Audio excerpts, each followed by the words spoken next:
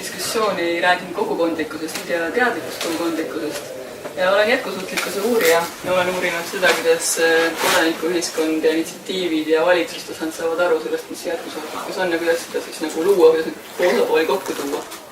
Ja tegelen jätkusuutlikkuse koolis haridusteemaga ka, kuidas jätkusuutlikku ja ökoloogilist maailmakäsitlust inimesteni viia. Endal vahepeal tundub, et on mingit ümbersündi läbi elamas praegust. Ja mida see tähendab, on see, et ühest küljest on siin tutvustatud materjali, mis on kirjamad, et olen IT-ettevõtja. Olen töötanud sellistes ettevõtetes nagu Oracle, Microsoft, viimati IBM ja siis mõned muud väiksemad ettevõtted, vahepeal ka sinu valdkonnas ka. Elanud Ameerikas, Ukrainas, Eestis, praegu Poolas tegutsenud, et sellise kirjava taustaga. Ja miks ma räägin ümbersünnist on see, et siin viimased paar aastat on järjest aktiivsemalt kuidagi kaasa lööma ja uurima ja huvitama järjest need teadliku muutuse kunstiteemad. Ja kogu teemad, mida siin Lilleorus viljeletakse ja kuni siin jooga ja kriia-jooga teemadeni ja kõikide selliste asjadeni välja. Et ma arvan, et lühidalt sissejuhatuseks sellest hästi kriisa. Suuselt vastuhakkaja, mässaja. Kuidagi juba ülikooli ajast peale on mul eriline huvi olnud sotsiaalsete probleemide vastu. Üla Voogradiga oleme me aatevennad juba enam kui 50 aastat. Ja siis niipea kui Arvo Valton tuli mõttega, et Eestis peaks väga roheline liikumine olema, siis oli ju meie kohe selle juhtgrupis ja nii tema seal läks, aga siis kui sisse tulid poliitikud Madega eesotsas, siis pöörati see asi natukene liiga võimu tasandile ja siis selle tõttu on see asi natuke praeguseni piratsema hakanud. Aga mahedaseks olen ma saanud või sügavuti mahedaks olen saanud tänu Kristale.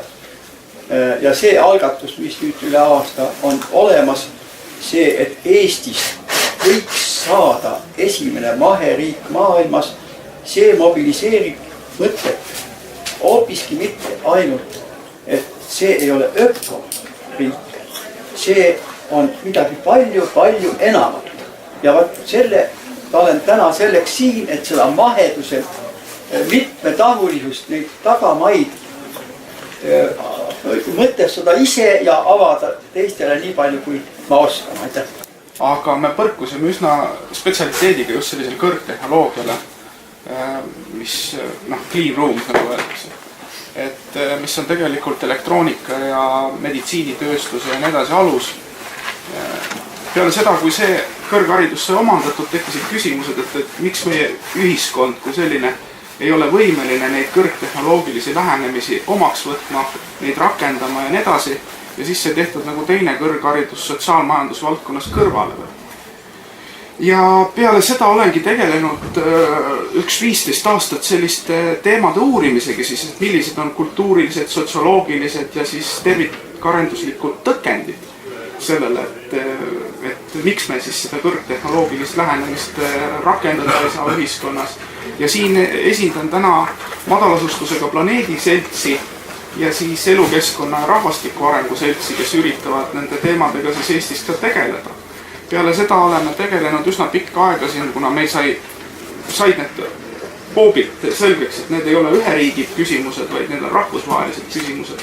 Peale seda olengi tegelenud siin väga mitmete ülikoolidega ka rahvusvahelisel tasandil teinud koostööd ja olnud seotud rahvusvaheliste noorteorganisatsioonidega, kes siin tegelevad. Nagu see küsimus, et kuhu me paneme selle piiri, mis on see jätkusuutlikkus, mida me soovime ja praegu me ilmselgelt räägime sellest meie inimliigi jätkusuutlikkusest. Ja siis või vaadata seda, et kuidas valitsustasand enamasti ja ka teadust näiteks ja äri tegijad, kuidas nemad saavad aru sellest, mis see jätkusuutlikkus on. Siis enamasti see lugu, nagu sa kenasti tõid välja, et see väärtuslik maailmavaateline tuum nii-öelda, millest nad lähtuvad. Et see on enamasti see, et meie inimestena saame kontrollida seda maakera ja neid protsesse. Ja läbi tehnoloogilise uuenduse me saame kuidagi jõuda siis selle jätkusuutliku ühiskonnani, et kui vaja, kui me kasutame ressursid ära, siis me leiutame uued ressursid, kui vaja, siis lahkume maakeralt, lähme mingile uuele planeedile. Et see on nagu see nende jätkusuutlikkuse lugu. Ja seal on ka see kasv on hästi oluline faktor.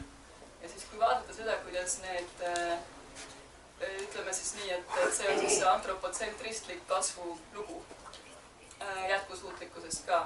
Ja siis on võib öelda laias laastus teine lugu, mis on siis see biotsentristlik või ökotsentristlik, kus ei ole inimene selles nagu keskpunktis ja inimese jätkusuutlikkus ei ole keskpunktis. Ja selles loos ei nähta, et inimesel on kontroll nagu selle üle, kuidas arengud toimuvad, vaid et inimene on üks osaline selles suuremas protsessis. Ja see lugu tegelikult ei hõlma ka seda kasvu vajalikkust. Et need grupid, kes siin on, näiteks siin on paljud inimesed ju näiteks Lilleoru kogukonnast, et Eestis on ju ka mitmeid teisi nagu Väike Jalajälg ja on olemas siin siirdelinnade liikumise selliseid väikseid algeid ja on palju inimesi, kes mõtlevad hoopis teistmoodi. Ja nende jaoks on pigem see mitte globaliseerumine ja kasv, vaid nagu lokaliseerumine, kohalikustumine ja pigem nagu selline mitte kasvuloogika, vaid lihtsustamise loogika see, mis võiks tagada nagu jätkusuutlikkuse ja sealhulgas nagu jätkusuutlikkuse, mis ei vii selleni, et inimkond siis kas hävib või peab lahkuma siit maakeralt läbi mingi tehnoloogiliste uuenduste, vaid suudab nagu selles süsteemis, mis on, targalt kohaneda selle süsteemiga ja siis jääda ellu läbi selle, et ta mitte ei kasva, vaid pigem näiteks lihtsustab oma vajadusi ja oma soove ja see tegelikult viib meid selleni, et kui enamasti jätkusuutliku arengu diskursuses on ainult ökoloogiline, majanduslik ja siis sotsiaalne huvi, siis tegelikult kui me tahame sellist põhjalikumat muutust läbi viia, siis me peame tooma sisse ka selle kultuuri või maailmavaate aspekti, mida enamasti justkui selle põhjendusega, et demokraatlikus ühiskonnas me ei saa minna inimestele nii lähedaste teemade juurde, et see on iga inimese enda valikuvabadus, peab olema otsustada oma väärtuste üle. Et tegelikult see on ka selline silmakirjalik väide, sellepärast et me kõik ju elame ka oma isiklikul ja kogukondlikul tasandil juba teatavatest kultuurilistest väärtustest lähtuvalt, mis lihtsalt ei ole nii-öelda need jätkusuutlikud väärtused. Et selles mõttes ma ütleks lihtsalt seda, et me peaksime nagu palju selgemalt tooma ka otsustustasandile selle maailmavaate aspekti kui hästi olulise tasandi ja olulise temaatika selleks, et jõuda nagu selliste lahendusteni, mis on natukene sügavuti minevamad kui need praegused tehnilised ja ka sotsiaalsed lahendused, mis pigem kipuvad jääma nagu nende teravamate probleemide rahustamise ja lahendamise tasandile, mitte nagu sügavuti minevale tasandile. Kasvul on piir. Eeskätt käsitles see inimkonna kasvu, majanduskasvu ja reostuse kasvu. Kõik need kasvud viivad absurdi. Ja juba lähiaja öeldakse, et üle 10 aasta praegu ei ole enam võimalik samamoodi minna. Tol ajal ennustati niimoodi, see on 72, 44 aastat tagasi, et kui suurriigid ei tee oma poliitikas olemuslikke muutusi, räägime, mis asi on olemuslik, siis maailm läheb 25-30 aasta pärast muutub juhitamatuks. Nüüd oleme kõik tunnistajad, et see aeg on käes. Me ei oska enam olla. Kõik on niimoodi. Ja nüüd tullagi see tagasi, siis minu arvates on üks kõige põhilisem probleem nüüd see teaduslik lähenemine. Ja teadusest enam on intuitsioon. Kunstnikud tajuvad enne intuitsiooniliselt, kui nad suudavad seda sõnadesse põhjendada. Me oleme ka jälle selles tasandil praegu, et tule sisse, siin peaks olema rohkem. Et see intuitsiooniline aga siia ja et ikkagi kõige põhilisem on praegu selle vaimu ja võimu vahekord. Võim peab jõudma ikkagi vaimseks saada. Et lähtuda argumentide jõust, mitte jõuargumentidest. Ja nüüd ökosüsteemne lähenemine, vaat nagu öeldi ilusti, et üks on see inimkeskne, teine on looduskeskne, tegelikult on seda vaja seda kolmandat teed. Ja kuidas me seda nimetame, ökosüsteemne lähenemine on minule kõige mõistlikum ütlemine. Ja sealt siis kõik need ökosemiotikud on nüüd võib-olla ühiskonna kõige vajalikum grupp, kes suudaks näidata teed. Ja nemad on nüüd tulnud loodusteadusliku põhjenduse ühiskonna kõige suurema struktuuridele, et see ökosüsteemsus oleks ka ühiskonnas aluseks.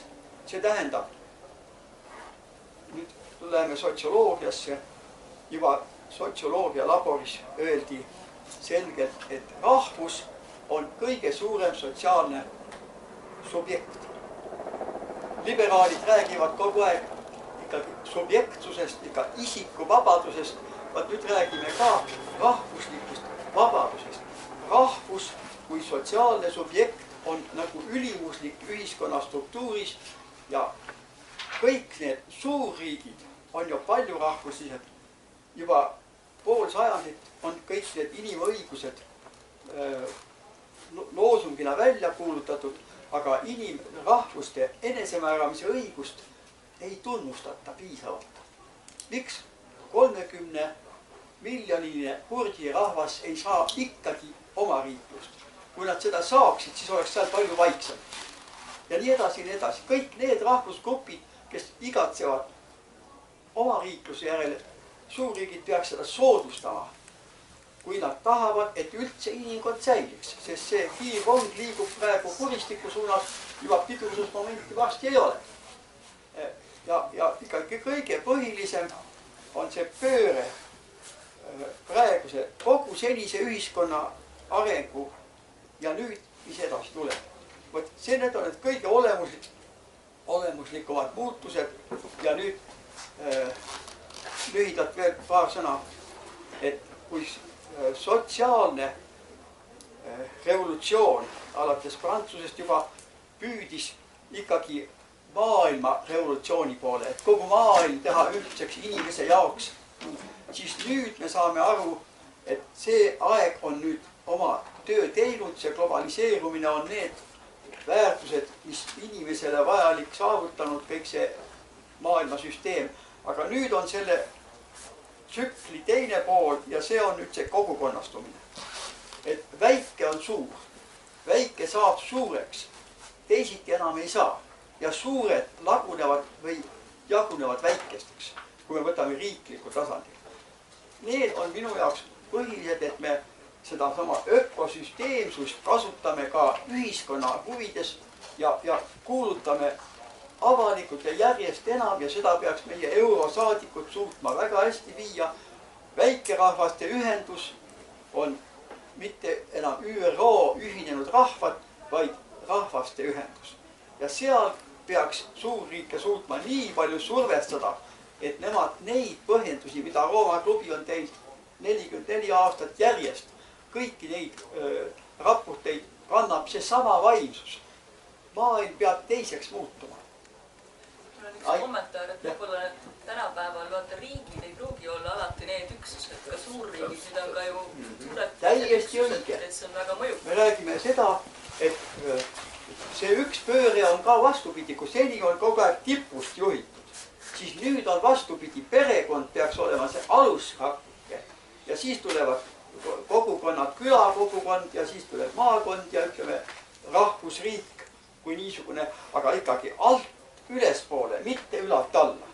See on jälle see täiesti tunnetuslik pööre, et altpoolt tuleb hakata juhtima ja ülemised peavad kuulama alumisi. Ja kuhu me tahaksime nagu vektoreesmärgina ühiskonnas jõuda, et vaadake, me tuleme industriaalajastust, eks ole. Paljud räägivad siin infoühiskonnast, kui küsimus ongi selles, et kas me oskame kuidas ja kas me oskame üldse seda infoühiskonna kultuuri kui sellist defineerida ja kui me mängime seda mängu nagu valede reeglite järgi, ehk me oleme sisenenud infoühiskonda ja kui on defineerimata tegelikult, mismoodi see toimib ja me üritame seda infoühiskonna nagu sellist probleeme lahendada aegunud või valede mängureeglite alusel. Vaadake, ütleme, et kui poisikesed kuskil põllu peal mängivad mingit mängu, eks ole, näitena jalgpall, eks ole, siiamaani on jalgpalli mängitud, kogu aeg on tore olnud, aga nüüd hakkame järsku korvpalli mängima, eks ole, et maru keeruline on vaata sellist nagu korvpalli, jalgpalli mängureeglite järgi mängida üldse. Ja peamine võib-olla küsimus ongi see, et kuidas siis toime tulla kasvavate infohulkadega üldse, kas me oleme selleks kultuuriliselt üldse valmis. Kui siin infotehnoloogid ju on rääkinud siis kui mina näitena koolis käisin, et iga 2 aasta tagant, mõtle kui raske teil on koolis olla, eks ole, et iga 2 aasta tagant näitena 4-kordistub informatsiooni hulk, mis on vajalik optimaalsete lahenduste loovuseks. Perspektiiv oli siis 6, eks ole, nüüd on 32, eks ole, osad räägivad 50, eks ole. Et küsimus on võib-olla ka selles, et kuidas jõuda sellise ja mis on selle kultuuri olemus, mis võimaldaks selliste kasvavate infohulkadega toime tulla ja milles see väljendub. See väljendub tegelikult selles, et meil definitsioonid hakkavad lahustuma ühiskonnas. Näitena me ei tea, ütleme, et kui teie käest küsida, et mis asi on haridus või kultuur või. Ma kujutan ette, et siin läheks niisuguseks madinaks lahti, et selle konflikti situatsioon on juba ette programmeeritud. Et aga mismoodi siis saada üldse aru, et või võib-olla pildiliselt seda edasi anda. Me oleme tõlgetega sellega hästi palju kokku puutunud, et kindlasti see on haridusküsimus. Mis on eestlasele haridus? Reeglina, eestlane seostub semiootiliselt haridust, see on põllu harimine. Hariti mida? Hariti põldu, eks ole. Meil räägitakse, kui sa tahad olla haritud inimene, siis sa on education, sa pead olema loominguline ja nii edasi. Kus see tuleb, eks ole? Tuleb tegelikult ju ingliskeelsest kultuuriruumist, eks ole. Aga võtan venelased ette, mis nemad nagu hariduse all mõistavad, on obrazovanje. See on kujutluspildi loomine sellest, mis ümbritsevast toimub, kuidas sellest aru saada, kuidas ümbritseval edasi anda seda kasvavat info. Võib-olla see on nagu selline, mis sobiks nagu definitsioonina nagu kõige paremini selliste muutuvate, pidevalt muutuvate protsesside edasi andmist. Aga kui meil on selles definitsiooni väljas nagu, see on küll provokatsioon, eks ole, kui meil on selle sama koha peal ehk obrazovanje, me ei oska kujutluspildiliselt asju edasi anda, see obrase puudumine ja selle asemel on põllu harimine, siis on sellest tõsine error sees, võib-olla sellest otsast alustada. Aitäh, see oli kommentaar lihtsalt, et ma arvan, et sa ütlesid, et meil ei ole nagu need mõisted paigas, aga ma arvan, et sellises muutuste olukorras, kus me oleme, me ei saagi definitsioone kuidagi niimoodi proovida ennetavalt paika panna. Peame kohanema pigem selle uue olukorra, kus see on nagu tekkiv.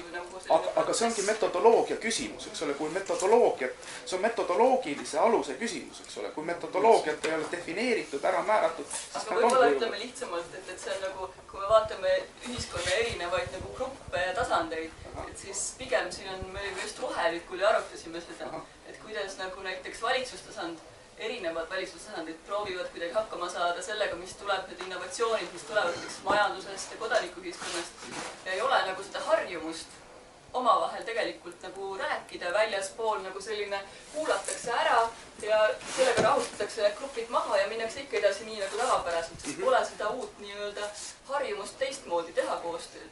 Et see on see, mida me peaks looma, et isegi need definitsioonid, ma arvan, et need võib-olla tulevad nagu niimoodi protsessi käigus. Tegelikult definitsioon segab ju oleluse võitlus, sa oled juba raamist lõpanud. No vahel ta on kasulik, et siis... Teatud kindlalt... Definitsioon on ikka hiljem, kui ta mingid raamid on. Tehakse enne valmis, kui raam talle ümber panna. Jah, aga tihti jäädakse seda on kordanud. Miks ma seda küsisin just on see, et see sama küsimus sai kultuurikonverentsil ka nagu esitatud, eks ole, mis Haapsalus toimus, et seal saigi küsitud see, et mis see kultuur siis on, et paneme asja paika, et kas või ongi nii, et me jäämegi selle üleselt vaidlema, eks ole, igal ühel on enda mõte peas. Väga hea. veel küsimus. Kas Patarei kindlusel on õigus jätkusuutlikkusele? Kas Toompea lossil on õigus jätkusuutlikkusele? Kas Riigikogulase palgal on õigus jätkusuutlikkusele?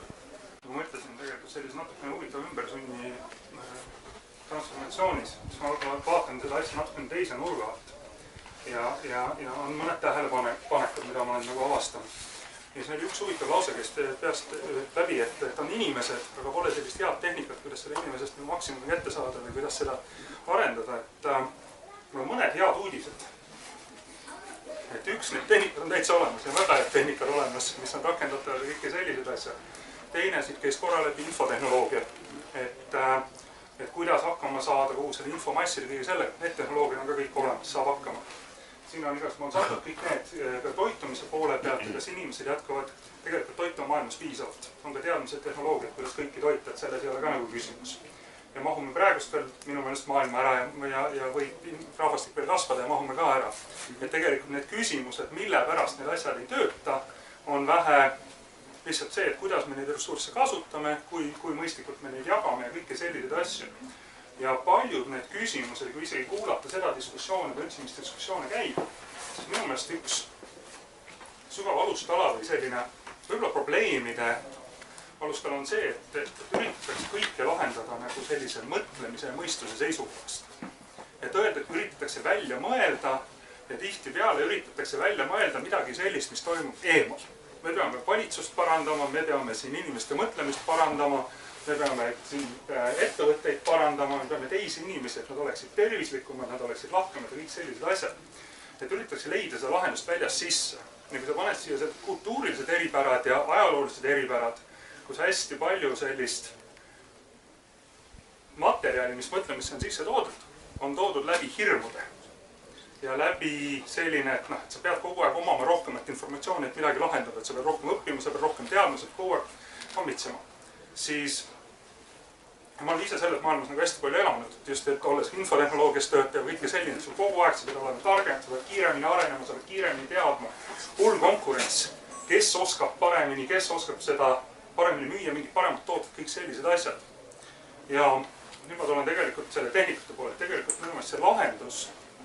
Ja see oli üldse uus asi. Need lahendused tulevad minu kogemus ja järjest tugenev arvamus, et see protsess töötab valet pidi. Et see ei ole see, et väljast sisse või hakkama kuskilt mujalt või ma üritan lahendada seda mujalt. See kõik hakkab siit seest sisse, seest pihta. Ja sealt tulevad nagu üks tehnika, mis ja praktiliselt ma nüüd ütlen, on selline asi, mida ka Eestis väga tublisti õpetatakse, on teadliku muutuse kunst.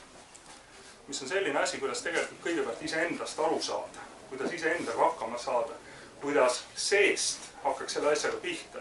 Ja hästi lühidalt rääkides see põhineb iidsete jooga teadmistel, aga selline läbiv tees on, et on selline 5 keha süsteem. Et selle asemel, et sul on nagu üks keha, mida tavaliselt vaadatakse, et see on minu keha, on tegelikult 5 keha. Et sul on füüsiline keha, eks, mida me kõik tunneme, katsume kõik sellised.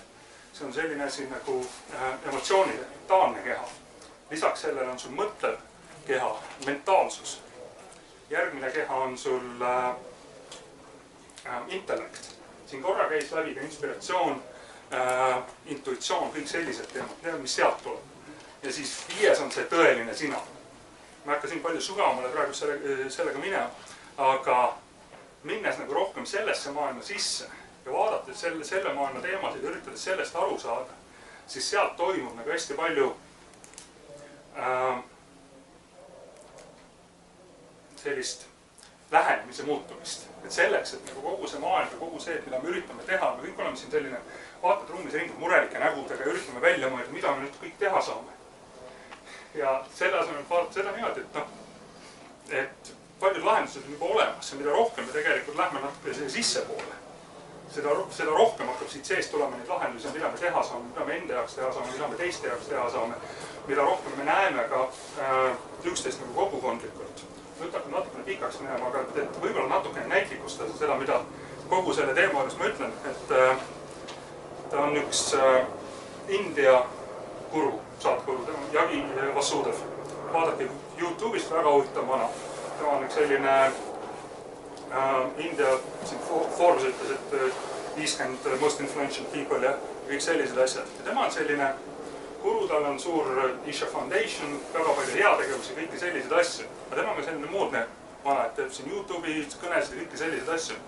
Ja üks näide, mis mulle tema juures nagu hästi meeldis, mis ta tõi, et vaata see inimese kohta, et kuidas need koostööd ja kõik sellised asjad, et kuhu sa paned selle piiri, kes oled sina. Ja tihtipeale pannakse see piir, et et okei, et see on see, mida ma siin katsuda tahan, et selle keha sees, et see olen nüüd mina, see aju on, mis siin mõtleb, kõik sellised asjad. Kui nagu natuke edasi lähed, et oota, aga see keha ju tegelikult uuendab ennast nagu hästi tihti. On see 7 aastat, mis on selline linnalegend pigem, et see peab rakkuda tasemel vaatama, kus see füüsiline keha uuendub, eks. Kõik sellised asjad. Et kui sa nüüd mõtled, aga nagu see tõeline olemus või see 5 mina kõike seda, et see vestlus ju arendab mind. Tänu sellele, et me siin vestleme, tänu sellele, et me siin mõtleme, ma saan targemaks. Siis kuidas nagu teie ei ole tegelikult osa sellest minast või sellest mina kogemusest? Hing on hapnikku, et elada, kuidas see puu ei ole osa sellest mina kogemusest. Ja nii edasi, ja nii edasi. Ja siis sealt tuleb ka nagu selline hästi huvitav asi, et tihti peale ka need vestlused või mured on sellised konfliktsed. Kuidas me õpetame neid, kuidas me neile seda selgeks teeme. Aga kui ma vaatan täpselt samamoodi, et nagu see puu on see mina või siis nagu meie oleme kõik siin natukene üks, siis on üks hästi lihtne asi, et ma ei pea kunagi oma paremale käele ütlema, et ära peksa oma vasakut kätt. Lihtsalt ei pea ütlema. Mul ei ole, et seal konflikte, parema käega ei jõua tõsta, tuleb vasak appi ja aitab. Et see on nagu üks selline lihtne näide, aga ma arvan, et hästi palju neid vastuseid võib tulla kuskilt seestpoolt, et mida rohkem inimesed saavad iseendast aru, mida teadlikumad ollakse enda tegevusest, kogu selle ühiskondlikust tegevusest. Ja tegelikult päeva lõpus üks uudis, mis mul veel on, minu meelest on täiesti selline positiivne, et maailm saab iseendaga hakkama.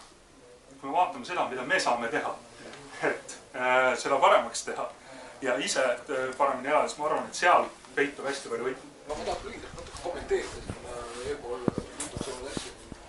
Üks asi on see, et see vastandamine, see on tüüpiline jaga ja valitse näide taas, et kui me jagame sinna antropotsentristikuks ja kontsentristlikuks, tegelikult on küsimus selles, et kui mõista seoseid ja arvestada sellega, et meil puudub ka see teisele planeedile minemise võimalus, siis tegelikult taanduvalt, et kõik üheks, et sellist jagamist ei ole võimalik teha absoluutselt. Aga praktikas ometi tehakse. Aga selle on eesmärk, miks seda tehakse, mida ma just ütlesin. Aga see, mis puudutab nüüd joogasid ja asju, siis mind on alati häirinud, see tegelikult on üks eskapismi variant. Et ärme räägime paisi asjadest, ärme üritame maailma muuta, katsume muuta iseennast, katsume leida sisemist tasakaalu ja laseme kõigil jätkuda ja tegeleme millegi tegelikult. No et see ei ole lahendus. Nii, siin oli mitu asja veel, mis räägime, eks ma jõuan neid edasi öelda. Talle, et häda on nagu selles, et erinevate rahvaste, erinevate inimeste arengutase on eri. Need ühiskonnad, kes on hõimu tasemel, nad ei suuda kokku leppida, et seesama kurdid, et kurdid oleks ammu oma riigi saanud, kui nad suudaksid kokku leppida ja koostööd teha. Aga iga hõim võitleb, eks on ülemvõimulist. See on sama, mida me praegu näeme Süürias. Ja sellepärast ei ole võimalik.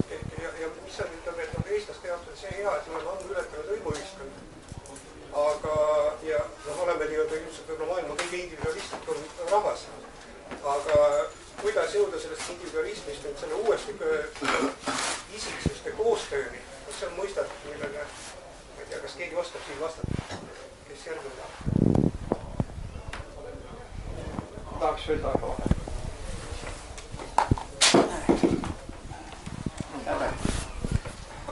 vahe. Tänane see puhvel mõttevahetus on üks näide ja me peame seda mõttevahetust võimalikult avardama. Ja meil on vaja ikkagi see missioon, mis meil üldse rahvaks või rahvuseks lõi, oli see ärkamise ajal. See on ikkagi rahvavalgustuslik tegevus. Kuidas seda rahvavalgustuslikku tegevust nüüd optimeerida? Võib-olla Kaidi oskab paremini. Ühelt poolt ma pean ütlema, et see, mida Lembit ütles ja see, mida see teie härra, kes te praegu istute, nimetasid eskapismiks, et ma arvan, et kui me tahame seda rahvavalgustuslikkust kuidagi saavutada, siis me peame ikkagi ühendama need erinevad tasandid. Ühelt poolt ma leian, et see ei ole eskapism. tegeleda sellega, et vaadata, mis sinu enda maailmas toimub, sellepärast et see on üks põhjusi, miks see nii-öelda põgenemislik lugu, see väljaspoolt lahenduse otsimine on nii lihtne, sest inimestel on sees ju palju konflikte ja segadust. Et selles mõttes pöörduda iseenda poole ja saada selgust selles, et mis sisemaailmas toimub, miks suhted inimeste vahel on sellised ja nii edasi, et see on kindlasti ka oluline tasand, kui me tahame jõuda jätkusuutlikuma maailma juurde. Aga kahtlemata sellest ei, jah, muidugi. See on selline lühike vorm, ma saan aru. Aga tahtsin edasi öelda, et ma arvan, et on vaja erinevate tasandite poole pöörduda üheaegselt, et ei piisa sellest, kui me ütleme, et üks lahendus on nüüd õige. Et samamoodi nagu need kaks lugu, eks nad on nagu, eks see on ka lugu, et meil on kaks lugu. Et antropotsentristlik ja biotsentristik. Et tegelikult küsimus ei ole ju mitte selles, vaid küsimus on selles, et meil on teatavad probleemid, me peaksime leidma nendele probleemidele lahendusi ja tulema kokku selleks, et neid probleeme üheskoos lahendada erinevad grupid, ühiskonnagrupid, näiteks teadlased, näiteks poliitikud, näiteks äriinimesed või siis inimesed, kes lihtsalt... Las ma vastan ära. Ma võin öelda, et see on minu töö, mida ma teen seal üks linn, kus ma töötan. Me toome kokku erinevaid inimesi selleks, et päris praktilisi probleeme, mis on seal linnas jätkusuutliku eluga, kas sotsiaalvallas või ökoloogilises vallas või majanduse vallas. Tuleme kokku, me vaatame, et mis seis on, millised on suuremad probleemid näiteks. Ja siis moodustuvad grupid inimesed, kes on nõus lahendusi otsima. Ja üheskoos leitakse need lahendused ja proovitakse läbi, et see on nagu selline viis, kuidas öelda, nagu laboratooriumi keskkond natukene, nagu meie siin võib-olla oleme väikses laboratooriumis, et proovida leida nagu mingeid uusi lahendusi.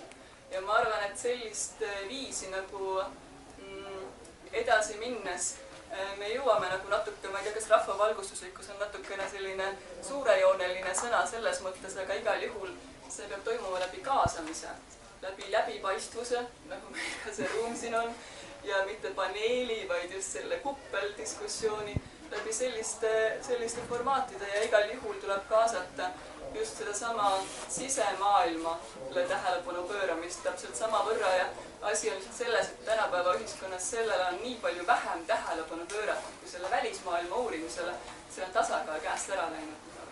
Aga õige vastus on aasta 42. Õige. Nii kaua kuni kas ma tohin? Täpselt. Ja siin jõuavad Toomase küsimuste juurde. Paar sõna vahel, et mis te arvate, et kes on Eesti ajaloo kõige suurem loodusfilosoof? Pakkuge. Eestis? Ühe õuna, kes võid ära vasta. Üks küll. Ühed pakkumise. Tuleb veel mõni. Kinski. Ürgisimene.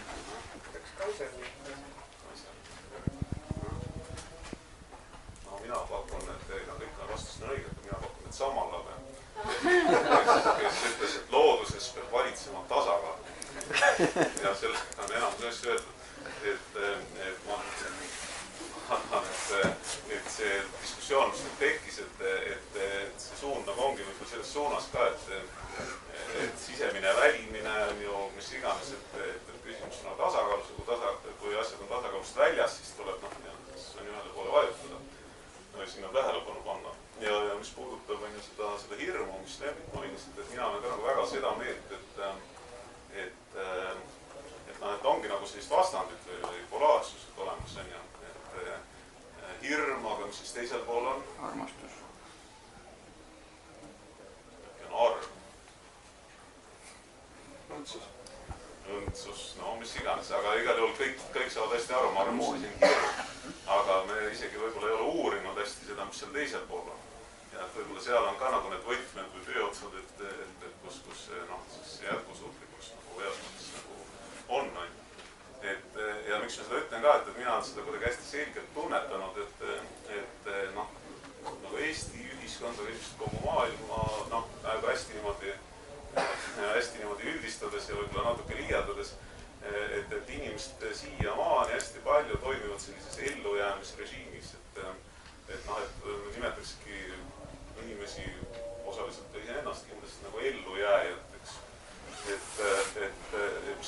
see hirmufoon on nii suur, et noh, mis iganes, kaotan töö, siis mul pole raha, siis ma noh, ma ei tea, jään tänavale, kaotan elatustasemes, noh, 100 häda ja 100 hirmu on, onju. Ja noh, siis jätkusuutlikkus tähendab seda, et me jätkame koos kõigi oma hirmudega. Et see on ääretult ebainspireeriv perspektiiv. Muutuseks.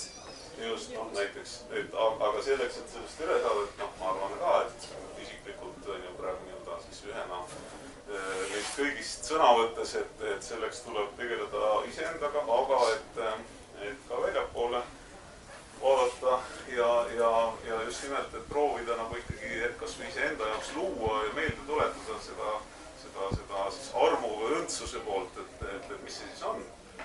Ja see on päris huvitav nagu uurimustöö, et siis töös on ainult rõõm. Aga nagu trikk on sellest, ma räägin täitsa nagu enda kogemust, et trikk on selles, et kuidas isegi kui sulle nagu tekib see tunne ja kujutlus, et kuidas asjad võiksid olla, et kuidas seda nagu hoida selles tänases maailmas, mis seda nagu tihti suhteliselt jõhkralt alla surub. Palun.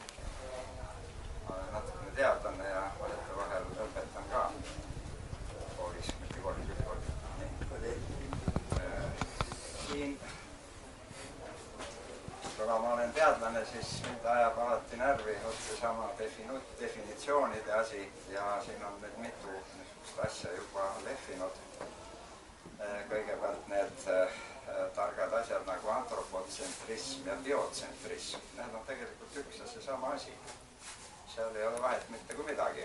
Sellepärast, et me räägime kõik on ta ökosüsteem, kuidas me teda nimetame, me räägime enda seisukohalt või antropotsentrismi seisukohalt, me räägime antropotolerantsusest või inimtaluvusest. Nüüd teine asi, mis siin eelkõneleja nimetles, et tasakaalu ei ole, ärge otsige seda, see on soojussurma tasakaal. See peaks olema hästi kõigil teada, kes on korra koolis käinud või ülikoolis või mis tahes, eks ole, ei ole teist tasakaalu seisundust, kui on maksimaalne entroopia, eks ole, ei ole teist variante. Nii, nüüd aga mis siis tegelikult on? Ma arvan, et see termin ökotsentrism lahendaks selle küsimuse ära, sest ökotsentrism räägib suurte süsteemide funktsioneerimisest ja suurte tsüklite toimimisest, millega me tegelikult puutume kokku. See on see katus. No seesama kliimamuutused, kõik kogu aeg sellest räägitakse, aga igalühel oma arvamus ja räägi, mis tahab, eks ole. Ja kõik need muud asjad, hüdroloogilised tsüklid, kõik mis vähegi, päikesed, plekid ja kõik sinna, eks ole. Kui me neid hakkame kõiki niimoodi arutama, siis me jõuame selle suurte tsüklite juurde, kus kõik peale on. Teist varianti ma ei kujuta. Aga teised on nii-öelda alatsüklid või alaterminid süsteemi nii-öelda allsüsteemi. Ja need, mida me siin arutame oma peas ja kuskil mujal kellegi teise peas, need on juba elemendid või veel. Iga meist on väga keeruline süsteem. Jah, just nimelt. Et kui me nagu mõtleme kas või korraks enda keha peale, siis kui meie kehas poleks nagu sellist dünaamilist tasakaalu, ma ei tea, vere pH lainetaks, süda lööks täiesti ebakorrapäraselt ja nii edasi, et siis oleks nagu see lõpp suht kiire. Aga lõpp ei ole tasakaal. Seda ma ei tea, ma ei ole lõppu veel jõudnud. Homöostaatiline platoo. Huvitav oleks, kas keegi võiks defineerida ära selle, meie inimestena või liigina või tsivilisatsioonina oleme oma edu ju saavutanud just nimelt tänu sellele, et me oleme suutnud võimalikult palju tekitada entroopiat ja kogu looduslik valik rajaneb sellel alati saab võidu see olend, eks ole, kes oma elutegevuse tagajärjel suudab võimalikult rohkem entroopiat keskkonnas tekitada. Et mismoodi me... No just täpselt nii ongi, sest just see ainetomp, mis suudab rohkem dissipeerida energiat, see on alati igas keskkonnas võidumees. Muudab see entroopiat. Just, ei.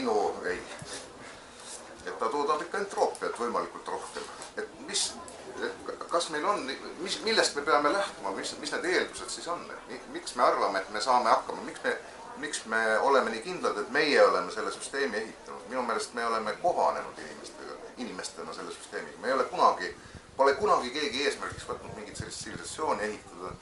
Et mida me tegelikult siis ikka tahame nüüd, kui me tahame mingit paremat olukorda? Kas me tahame oma prevaleerimist planeedil säilitada või tahame me midagi muud? Ma lihtsalt ütlen nagu protseduuris mõttes selline hea harjutus on see, et ma arvan, nagu tegelikult ka kasulik, et kui sellised vestlused on, et siis on selline kuulamisharjutus. Et see käib niimoodi, et ma tean ise, keegi ütleb midagi, mis ilgelt käib närvidele. Tahan kohe vastu vaielda. Ja siis see harjutus on selles, et sa kuulad selle ära. Ja ei ütlegi kohe mitte midagi. Väga huvitav harjutus. Jah, siin kommenteeriks või räägiks, ja võtsime üks pausi, et eskapismile kohe tekkis selline reaktsioon, aga tänu sellele, ütleme natukene paremale, võib-olla sellele enese tundmisele viigile sellele. Siin on paus, tegelikult see küsimus eskapismi kohta, see on nagu täitsa huvitav. Ja mis ma selle kohta nagu ütleks, et tegelikult see võib-olla põhjendades neid mõtlemisi ja kuidas ma siia ka selle jooga teema ja kõigi kaitseks neid natukene.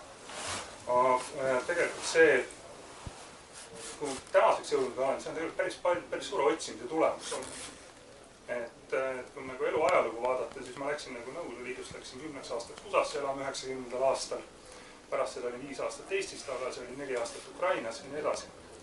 Ja ütleme, et hästi et vastuseid on tegelikult selline nähtud siis nagu Nõukogude süsteem ära väga korralikult kapitalistlikus maailmas, ettevõtlusmaailmas, sellises konkureerivas maailmas, müügimaailmas tegutsetud kõike seda. Ja samamoodi on kogu aeg see küsimus ja see on mind kogu aeg huvitanud. On see nagu inimese olemus või mis see point siis nagu on või ka need küsimused, mis see inimese roll ja kõik need asjad on olnud. Ja ka sellega on tegelikult olnud selline huvitav teekond, kus nagu Nõukogude ajal oled niimoodi kohustuslikust ateismist, siis 90. lähed USA, mis on nagu üks religioossemaid riike maailmas tänapäeval. Vaatad seda nagu kõrvalt, oled 18-aastane poiss ka nii, siis vaatad otsa, kurat, kas ma olen millegist ilma jäänud. Siis ma uurisin seda teemat nagu korralikult, selline, ütleme, need moodsad religioonid kuidagi nagu ei haakunud, midagi oli nagu võltsi. Siis jõudsin sellise teadusliku ateismini, mille esindaja on Richard Dawkinson, mis tänase päeva kõige tugevam. See kõlas hästi loogiline, hästi pragmaatiline, hästi selline teaduslik, väga, see täitsa meeldis. Olles ka IT-inimes, mulle tehnoloogia maailmaga hästi meeldis, see oli nii loogiline. Ja see oli ikka mingi selline midagi ikka nagu urgitseb, natuke midagi nagu sügavalt ikka olema. Ja sealt kuidagi tulin ka nende nagu idamaade, ja ma ütleks, et isegi vastupidi, et ma olen ise seda kogu aeg vaadanud, see ei olegi eskapism, et ta on pigem vastupidine. See küsimus on nagu edasi. Tahaks nagu rohkem teada. Tahaks nagu rohkem vastutust võtta, et nende asjadega nagu sügavam neid mõelda ja nendest aru saada. Ja selle tulemusena ma ütlen, ja see on väga pikk teema veel minna, kõik sellised asjad. Aga ma võin juba öelda, et olles nagu lahtisema mõtlemisega selles suhtes, sealt tuleb nagu palju rohkem vastuseid ja see muudab hästi palju ka selliseid vestlused või suhtlemised, mida paremini sa ennast tunned. Ja saad aru, millele sa reageerid, mismoodi need 5 keha, mis ma rääkisin, mismoodi need on omavahel seotud ja mis vastused kus kohast võivad tulla ja millel need vastused võivad nagu baseeruda, siis see viib edasi. Seda ma võin väga kindlasti öelda. Ühe võib-olla jälle selline evangelismi tõikena ma ütleks, et mis nende järjekord näidet, mis nende kehade juures huvitavat on. Et see süsteem on hierarhiline süsteem. See tähendab seda, et selleks, et sa saaksid emotsiooni tunda, peab sul olema füüsilise kehaga kõik korras. Sa ei suuda isegi emotsiooni omada, kui keegi lõikab sul käe küljest ära. See on see valu, kontrollib seda nii kõvasti. Veel vähem suudad sa mõelda sellel hetkel, veel vähem suudad sa midagi taibata või intuitiivselt tunda. Kui füüsilise kehaga on kõik korras ja kui sul ainult emotsioonid möllavad ja hirmud ja kõik need asjad on hästi palju emotsioonid, see on hästi raske loogiliselt mõelda. Siis me kõik oleme vaielnud inimesega, kes on vihane su peale, karjub, on täiesti mingis emotsioonis sees. Temaga praktiliselt midagi arutada on see, et võimata. Ja järgmine samm on see, et kui sa nagu tegelikult, vaata, mis toob vastuseid nagu vestluses või mis viib nagu elu edasi, on see, kui sa taipad asju. Et sa vaatad midagi natukene teistmoodi või sa näed mingi uue nurga. Ja seda on raske teha, kui sa kogu aeg üritad mõelda. Et ma nüüd mõtlen selle asja välja. Vastus ei tule sellest mõtlemisest, mis on nagu kogu aeg kordad ühte samu mõtteid tihti peale, mis on ajaloolised. Aga see, kui sa taipad, nüüd ma nägin seda asja teise nurga. Ja see on selline edasiviiv jõud. Et, ja mis ma võin oma kogemust öelda, et lisaks sellele, et see on nagu enda jaoks päris huvitav. See muudab erinevates diskussioonides, erinevates vestlustes olekut, erinevates töösituatsioonides. Ma ettevõtjana vaatan, kui palju nagu erinevad koosolekud või kuidas sa saad nagu kiiremat üksmeelt või kiiremaid vastuseid saavutada lihtsalt tundes natuke rohkem neid tehnoloogiaid või kõike selliseid asju. Et ma ei tea, kuidagi tekkis selline mõte praegu. Jaa, seal on, jah. Ma on jälgida seda, mis siin toimub, et siin on nii palju võimsaid individuaalsed maailma koos, need nagu põrkuvad siin oma vahel. Ja vahest üritavad ennast kuskile nii-öelda pressida ja suruda ja mul nagu selle, kui ma juba siia tulin alguses, ma tähendasin, et siin nagu toimub midagi väga imelikku, minu jaoks vähemalt, et siin on, see ei tundu üldse nagu juhusena olevat siin, et see on nagu mul tekib nagu küsimus, et mida me selle potentsiaaliga siin nagu peale hakkame hetkel, et kas me õpetame hetkel teineteist siin või hakkame midagi looma või mind nagu huvitab see just, et mis siin nagu sündima nüüd hakkab, ma ei tea. Siin sellega asjaga nagu võib-olla vastaks, et võib-olla me üritamegi siin luua nagu silda probleemide äratundjate, lahenduste pakkujate ja võib-olla lahenduste realiseerijate vahel, et kui me vaatame nagu meid ümbritsevat keskkonda, siis reeglina nende kolme erineva, kui nii võib väljendada ka psüühikatüübi või ajufunktsionaalsuse vormi, eks ole, omavahelisi konflikte, et nende vahel on suisa nagu ülikoolide vahel ka nende kolme grupi vahel ju sisuliselt sellised müürid ehitatud. Et me oleme ka mõtelt selle üle, et kus see siis tuleb, et võib-olla see tulebki sellisest poolustepõhisest mõtlemisest, eks ole, võib-olla sealt hakkab asi pihta. Ja vaadake, kui see poolustepõhine mõtlemine hakkab ühiskonnas nagu domineerima, et kogu aeg tuleb mingit poolt valida ja kellega poolt sõdida ja siis see välistab tegelikult ju reaalse olukorra teadvustamise üldse. Et kas see mitte et kui seda hakatakse nagu ühiskonnas kasutama nagu sellise tasalülitamise meetodina pigem, eks ole, et kus läheb siis piir, eks ole. Ja siin ennem räägiti nagu individualismist ja sellisest asjast, vaadake, inimene on ikkagi programmeeritav olend, sellest me ei pääse.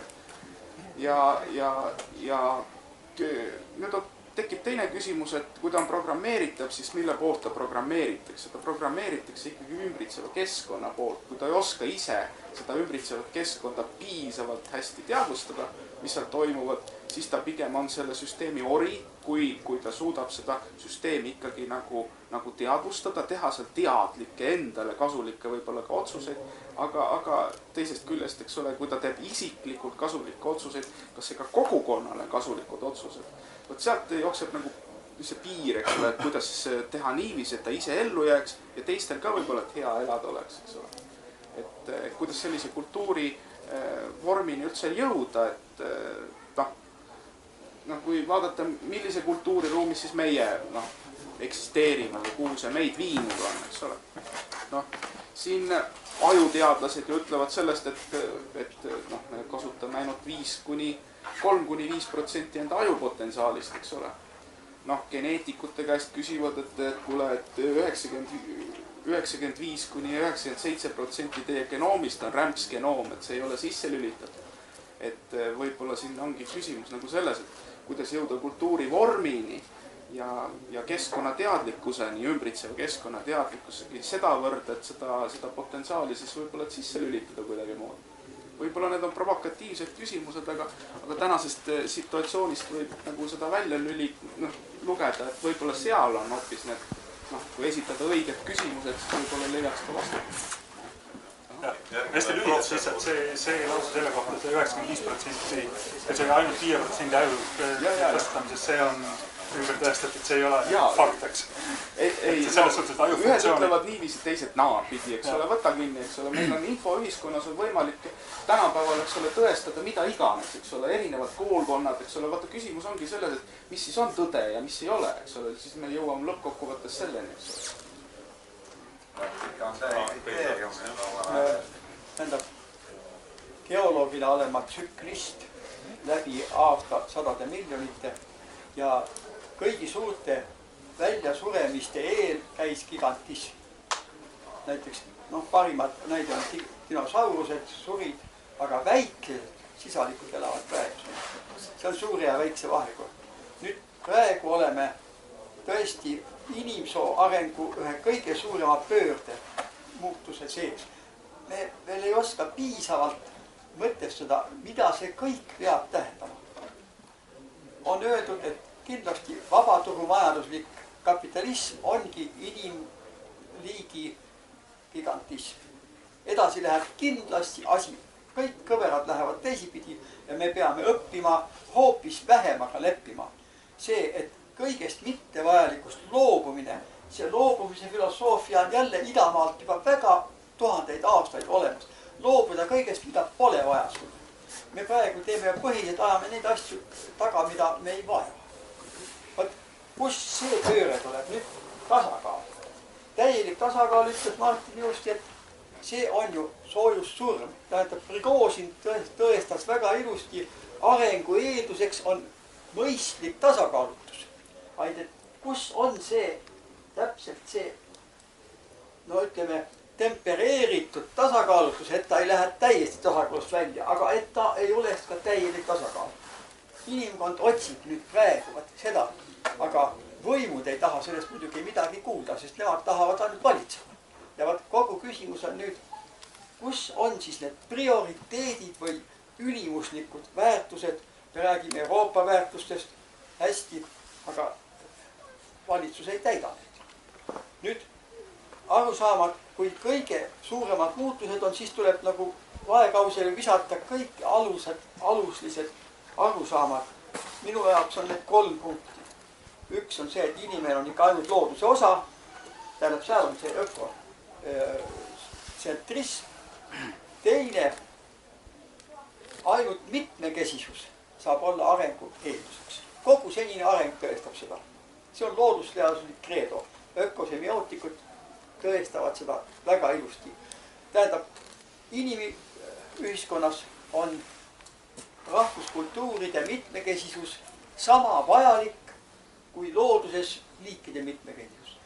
See on jälle kreedo, aga kultuuri omanäolisus tähendab kultuuri prioriteetsust. Nüüd oleme seal, majandus ei ole enam prioriteet, nagu ütles Marx, et baas ja pealisehitus. Kultuur on baasi pealisehitus. Vastupidi, ilma süvakultuurita ei saa praegu mitte ükski asi enam eriti arendada. Kõikides eluvaldkondades peaks kultuur prevaleerima, ka poliitikas, ka käitumiskultuuris.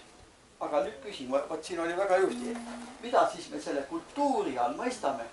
Mina tahaks öelda siia poole pöörates. Hingekultuur. See, mida me sõnastada veel hästi ei oska, aga mis tuleb kuidagi, näed, sealt kiirab mulle läbi silmade nihukene tunne ja ma olen järsku selles vangistuses. Ta on mul juba üle kantud ja ma saan aru, et see on suurem tõde kui see, mida ma oskan sõnastada. Kõigepealt sa rääkisid nagu hirmust. Hirm on väga lihtne, et hirm taandub surmahirm. Surmahirmust vabanedes tahavad ka kõik muud juhtud. Aga sa küsisid ennem, et kas mulkidel ja setudel on õigus eksisteerida või kas sellel vanglal on õigus eksisteerida. Selle väga lihtne. Kuna minu eriala on ühiskonna areng ja fiskaalpoliitika, et maksu eelarvepoliitikas küsimus on lihtsalt selles, et kas me suudame seda finantseerida. Valitsejad või juhid võivad lubada mida iganes tahta. Aga kui raha ei ole, siis ka lihtsalt ei juhtu. ja täpselt sama on see, et kas need murdid ja setud suudavad üles ehitada oma kultuuri, ülal pidada kõiki neid institutsioone, kinni maksta selle maksusüsteemi kaudu. Kui nad ei suuda, kui need on liiga vähe või on liiga vaesed, siis lihtsalt seda ei ole. Nad võivad kellegi armust eksisteerida ajutiselt, aga lõpuks nad kaovad. Ja ütleme, minu jaoks tegelikult ütleme, mis on Eesti kultuuri või rahva juurde tulla, siis ütleme, et üks on see, et me oleme kõik individualistlikud. Ja teine, et minu arust meie kultuuri kõige suurem väärtus on see, et vabadus. Et kõik need tegelased, kes räägivad siin programmeerimisest või nii-öelda ütleme, et sõimavad, et neoliberalism on kõige kurja juurde. Neoliberalism on lihtsalt uus vabadus. Kui te ütlete, et vabadus ei ole hea, et vabadus tuleb likvideerida, siis mida tasemele pakkuda, et keegi hakkab programmeerima. Ja ma lõpetan, et viimane, et ma hiljuti sattusin üks huvitava raamatu peale, ma raamatu nime parem ei nimeta, aga seal oli üks põhiline kontseptsiooniline küsimus, et sa oled või vastandati, et on eneseteostuse vabadus, eneseteostus ja enesekehtestamine. Et mida tähendab eneseteostus ja mida tähendab enesekehtestamine ja kas nad on vastandlikud märgid või mitte?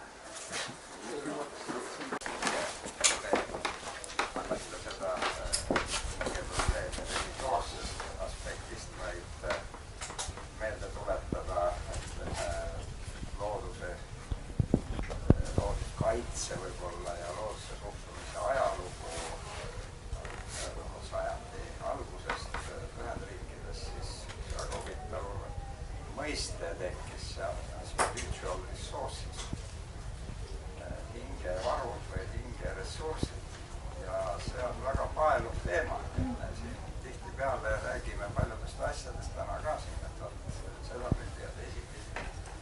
Ja vaatame endale sisse või väljapoole, kehtestame ennast või tahame endast aru saada.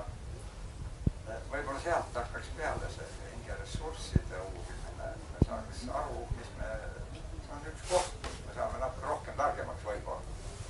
Elame, et siin sageli, kui räägitakse arengust, räägitakse erinevatest kapitalidest, kuidas erinevad kapitalid, kuidas neid kuidagi paremini ja säästlikumalt kasutada, aga seesama seda laadi kapital on ju nii-öelda praeguse arengu retoorika järgi, mis vajab innovatsiooni, see sama hingeressurss on tegelikult see, kus see innovatsioon võib ka nagu tulla.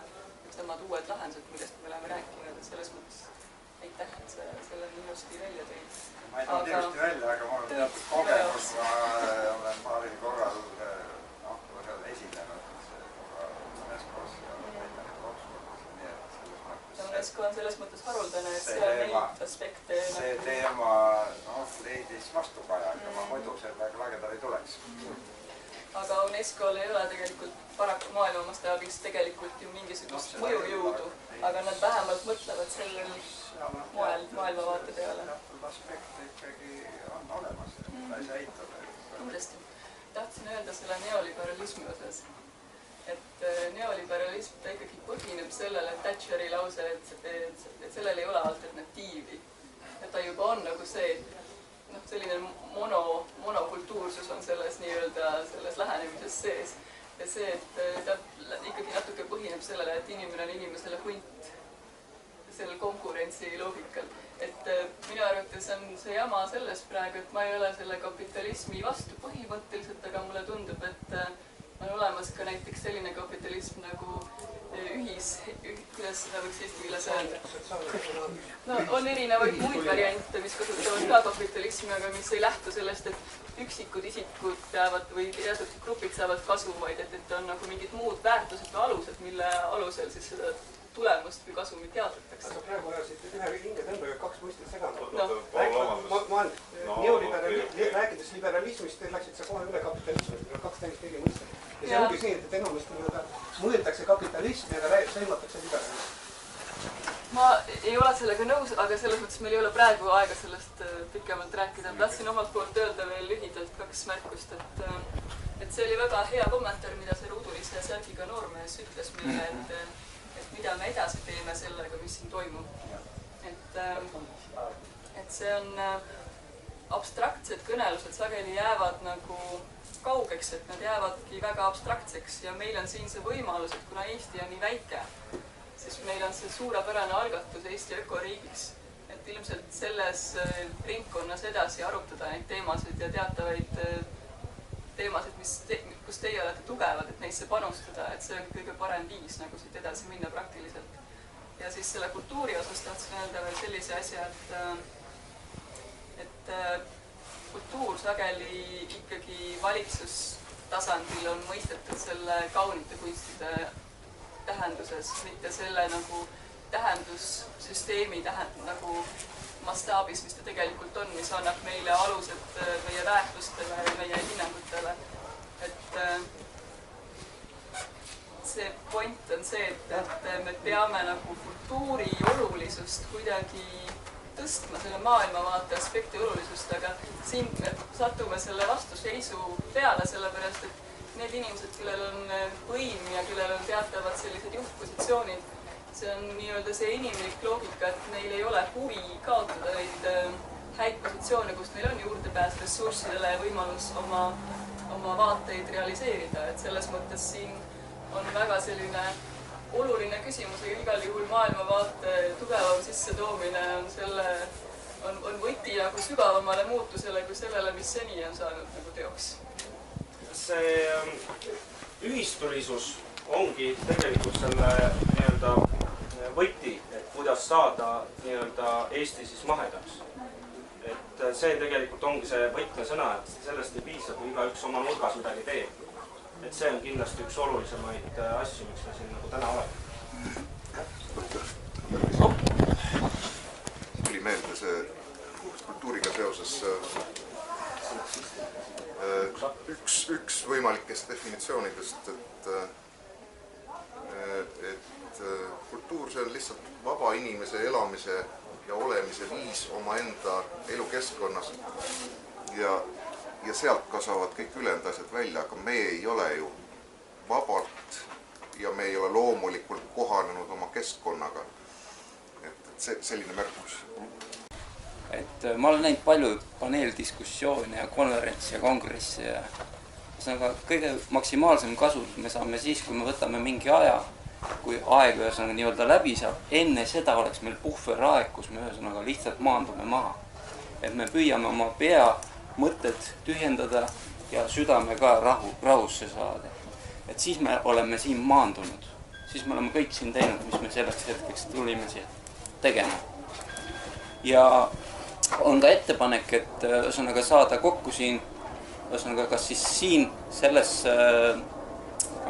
õhtul peale pidu, et jätkata juturingina. Ma olen juturinge läbi viinud ja võime siis jätkata nii kaua, kui seda juttu on. Ja siis ühesõnaga me suudame tõeliselt jõuda sellele tasakaalule, kus ühesõnaga mees ja naisenergiat tasakaalustuvad ja tekibki selline asi, nagu nimetatakse harmoonia. Vahet ei ole, palju inimesi jääb siia, palju osa võtavad, palju lõpetavad vaikuses, aga tähtis on see, et meie lõpp oleks selline, et südames on rahu ja vaikus ja peas on tühjus. Pole midagi võimsamat kui idee, mille aeg on tulnud. Ja nüüd teeks veel ühe harjutus, et täna on selline, mis me ikka aega raiskame, teeme midagi huvitavat. Konkreetsed ettepanekud paluks siiski anda võimalus. No vaatame seda asja. Võimalus tuleb, aga teeme seda nii, et kõik saavad võimalus.